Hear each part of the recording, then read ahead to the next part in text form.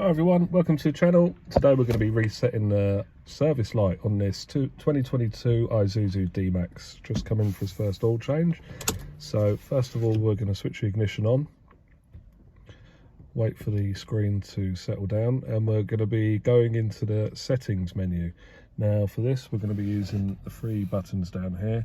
So right hand arrow, press that, keep scrolling past the AdBlue until you get to the settings menu. Once you hit that, press the dot button, bring it to this screen.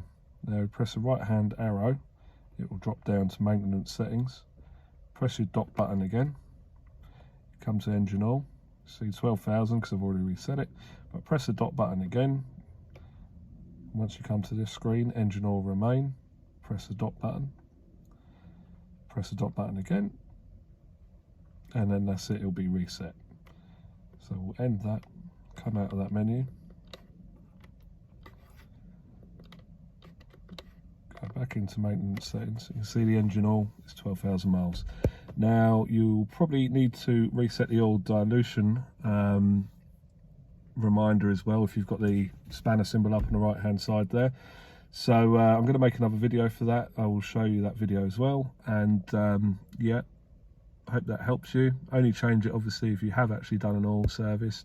Please don't reset the service light or the oil dilution light if you haven't changed your engine oil. But yeah, I hope this helps. See you in the next video.